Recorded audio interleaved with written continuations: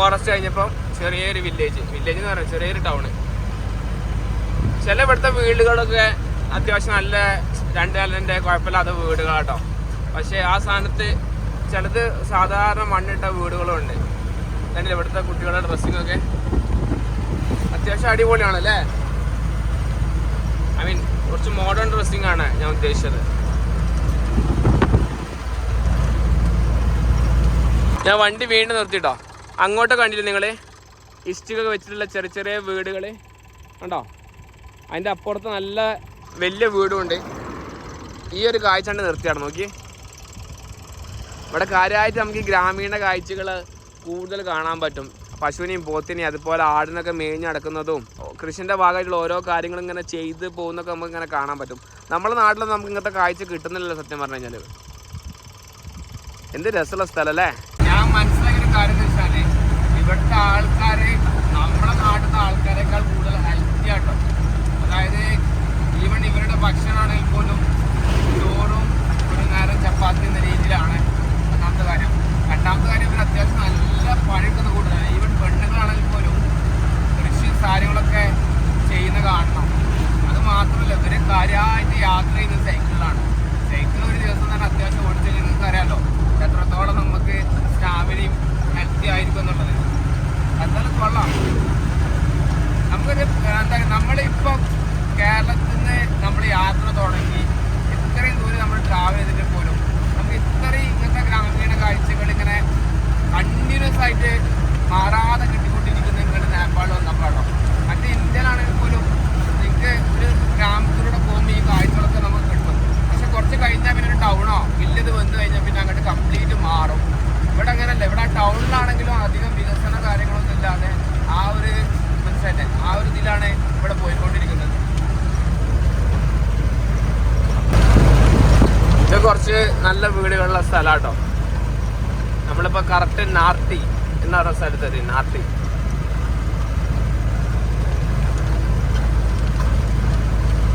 ഈ ടൊയോട്ടയുടെ നിസാൻ്റെ ഈ വാൻ കുറേ ഉണ്ടല്ലോ അവിടെ ഇവിടെ. പിന്നെ പൾസർ ബൈക്ക് കേട്ടോ, ഇത് ശ്രദ്ധിച്ചോ.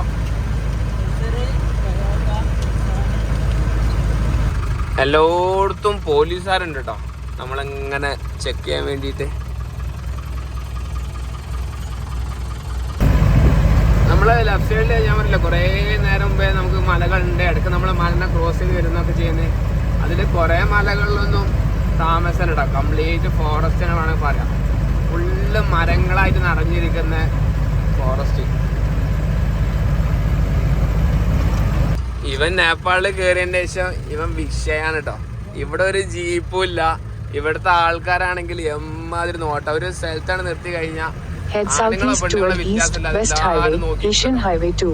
അതാണ് നമ്മുടെ Slide right onto East West Highway,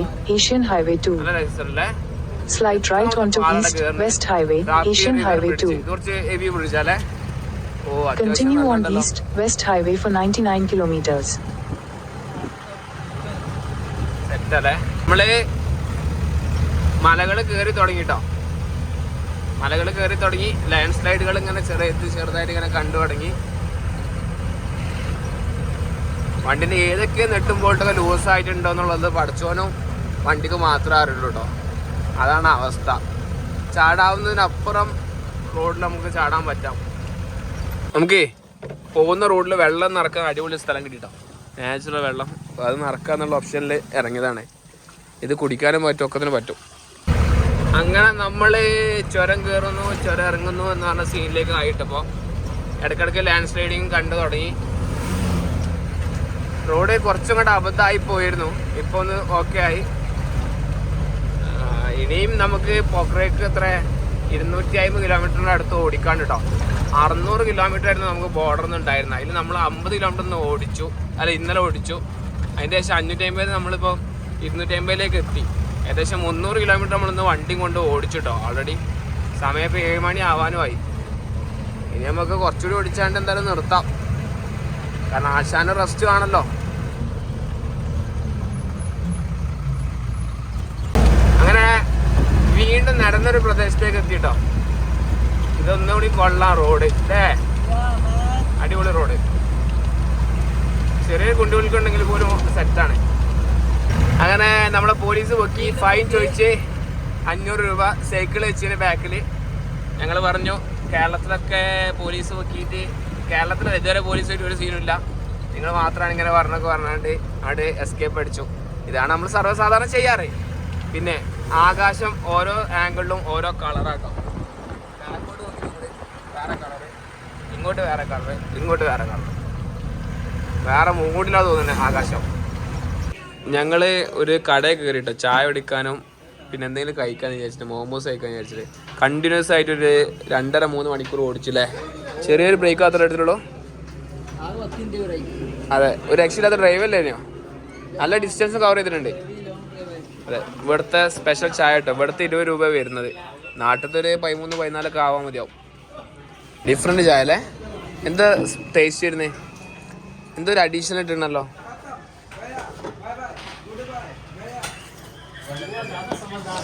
കൊള്ളാം അല്ലേ. നമ്മുടെ മോമോസ് എത്തിയിട്ടുണ്ട്. ചിക്കൻ മോമോസ് ആട്ടോ പറഞ്ഞേ.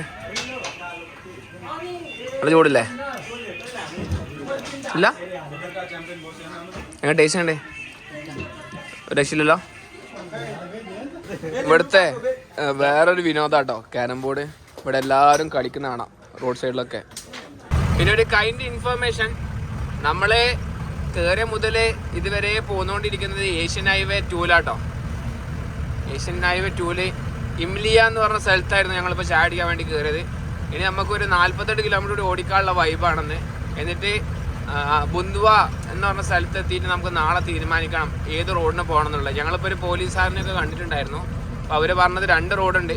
ഒന്ന് കാഠ്മണ്ഡു പോകുന്ന റോഡിലൂടെ പോയി കഴിഞ്ഞാൽ കുറച്ച് കിലോമീറ്റർ എക്സ്ട്രാ ആവേണ്ടി ഒരു 4-5 മണിക്കൂർ. പക്ഷേ റോഡ് അടിപൊളിയാണെന്ന് പറഞ്ഞ്. അല്ലെങ്കിൽ വേറെ റോഡുണ്ട്, അത് ഫുള്ള് ഒറ്റ വഴിയുള്ള മലയെ കൂടെയുള്ള ടാസ്ക് പിടിച്ച റോഡാന്ന് പറഞ്ഞു. എന്തായാലും നമുക്ക് നോക്കാം നാളെ എങ്ങനെ പോകണം എന്നുള്ളതൊക്കെ ഡിസൈഡ് ചെയ്യാം. ബുധവാരിലെത്തിട്ടോ. അത് അത്യാവശ്യം നല്ല ടൗണാണ്, വലിയ ടൗൺ. നമ്മൾ ഇതുവരെ കണ്ടതിൽ വെച്ചിട്ട് നല്ല വൃത്തിയുള്ള, നല്ല വലിയ, കുറച്ച് അഡ്വാൻസ്ഡ് ആയിട്ടുള്ള, അഡ്വാൻസ് എന്ന് പറയാനില്ല എന്നാൽ പോലും ഇവിടുത്തെ സെറ്റപ്പ് നോക്കുന്നത്. ഇവിടെ നേപ്പാൾ കയറിൻ്റെ ശേഷം ഏറ്റവും പൊളി നമുക്ക് കിട്ടിയ സിറ്റി ഇപ്പോൾ ഇതാണ് കേട്ടോ, ബുധവാല്. കൊള്ളാം, വലിയൊരു സിറ്റിയാണ്. പിന്നെ എങ്ങോട്ട് പോകണം എന്നുള്ളൊരു യാതൊരു ഐഡിയ ഇല്ല. നമ്മളിങ്ങനെ സിറ്റിയിലിങ്ങനെ നടന്നുകൊണ്ടിരിക്കുകയാണ്. നോക്കട്ടെ, നല്ലൊരു സ്ഥലം കിട്ടി കഴിഞ്ഞാൽ നമുക്ക് വണ്ടി ഒന്ന് ക്യാമ്പ് ചെയ്യണം.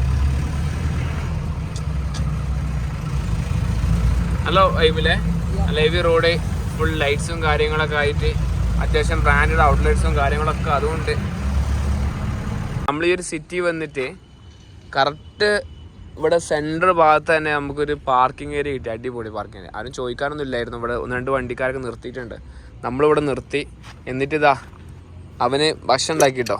ഭക്ഷണം എന്ന് പറഞ്ഞു കഴിഞ്ഞാൽ ശർക്കരയും മത്തനും വെച്ചിട്ടുള്ള സാധനമാണ്. എൻ്റെ മോനെ ഇത് കഴിച്ചു കഴിഞ്ഞാൽ മസ്താവൂടാ. യെസ്, എന്തായാലും നോക്കാം, നമുക്ക് ടേസ്റ്റ് നോക്കാം. ഒരു വെറൈറ്റി സാധനമാണ് ഉണ്ടാക്കിയിട്ടുള്ളത്. എടാ, നമ്മളാ ഇതുണ്ടല്ലോ ചായ ഉണ്ടാക്കുന്ന സാധനം, അതിൽ 2 സ്പൂണുണ്ട്. 400 കിലോമീറ്ററോളം ഒന്ന് ഓടിച്ചിട്ടുണ്ടാവും. അത്യാവശ്യം പറഞ്ഞാൽ ടയർഡായിട്ടോ, നല്ല രീതിയിൽ ടയർഡായി. ബോഡിയൊക്കെ ശരിക്കും പറഞ്ഞാൽ വേദനിക്കുന്നുണ്ട്.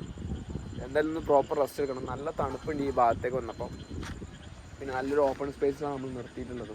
അപ്പോൾ എന്തായാലും ഇന്ന് നമ്മൾ ടെൻ്റ് അടിച്ചിട്ട് കിടക്കാനുള്ള പരിപാടിയാണ് വണ്ടിന് മേലെ. അതും പെട്ടെന്ന്, കുറേ ടൈമൊന്നും എടുക്കുന്നില്ല. ഭക്ഷണം കഴിക്കുക, കിടന്നുറങ്ങുക എന്നുള്ള പ്ലാനാണ്. സമയം 10:30 ആയി ഓൾറെഡി. എന്നിട്ട് വേണം നമുക്ക് നാളെ പൊക്രയിലേക്ക് പോകാൻ. സാധനം കൊള്ളാം, പക്ഷേ എനിക്ക് പറ്റുമെന്ന് തോന്നുന്നില്ല കൂടുതൽ കഴിക്കാൻ. കാരണം ഒടുക്കത്തെ മധുരം. ശർക്കര എന്തായാലും മധുരം അല്ലേ. നിങ്ങൾ ആരും ഇത് കഴിച്ചു നോക്കിയിട്ടുണ്ടോ? ഞാൻ ഫസ്റ്റ് ടൈം കഴിക്കുന്നത്. പക്ഷേ വൈബുണ്ട്. ഇത് ഫ്രീസറിൽ വെച്ചിട്ട് അല്ലെങ്കിൽ ഒന്ന് ഇതാക്കണം, തണുത്ത് നല്ല ഐസ്ക്രീം കഴിക്കുമ്പോൾ, കേക്ക് കഴിക്കുമ്പോൾ കഴിക്കണം അല്ലേ. എന്തായാലും ഇതാണ് എടുത്തത് ഡിന്നർ. ടെൻറ്റ് വിരിച്ചു കിടന്നു കേട്ടോ. ജസ്റ്റ് ടെൻ്റ് അകത്തേക്ക് കിടന്നു. ഞങ്ങൾ ഫുഡ് ഫുള്ളാക്കാൻ പറ്റിയില്ല. അത് നല്ല മസ്താവുന്ന സാധനമായതുകൊണ്ട് കഴിക്കാനൊന്നുമില്ല. പിന്നെ ഈ ടെൻ്റാകുമ്പോൾ നമുക്ക് ചൂടില്ലാതെ സുഖമായിട്ട് കിടക്കാം. എന്നാലും രാത്രി നമ്മൾ വണ്ടീൻ്റെ മേലെ കടന്നു തുടങ്ങി. ഒരു 4 മണിയായപ്പോൾ മഴ പാറ്റിയപ്പം നേരെ പിന്നെ വണ്ടിയുടെ ഉള്ളിലേക്ക് ഷിഫ്റ്റ് ചെയ്തിട്ടോ. ഇപ്പോൾ ഒരു 6 മണിയായപ്പോൾ തന്നെ എണീറ്റ് ഇനി ഇവിടുന്ന് നേരെ പോകാനുള്ള പരിപാടിയാണ്. കാരണം നമുക്കൊന്നൊരു 6 മണിക്കൂർ ഓടിക്കാനുണ്ട്. 160 കിലോമീറ്റർ എന്ന് പറഞ്ഞില്ല, ഹെവി ടാസ്ക് റോഡാണ്. അപ്പോൾ എന്തായാലും ഈ വീഡിയോ ഞാൻ അവിടെ അവസാനിപ്പിക്കുകയാണ്. നിങ്ങൾക്ക് ഈ വീഡിയോ ഇഷ്ടപ്പെടുന്നെങ്കിൽ മാക്സിമം ഫ്രണ്ട്സിലേക്കും അതുപോലെ തന്നെ എല്ലാവരിലേക്കും ഷെയർ ചെയ്യുക. അതുപോലെ തന്നെ ഇൻസ്റ്റാഗ്രാമിലും ഫേസ്ബുക്കിലും ഫോളോ ചെയ്യുക. നമുക്ക് അടുത്ത വീഡിയോ ആയിട്ട് വീണ്ടും കാണാം. അതിലേക്കും ബൈ ഗൈസ്.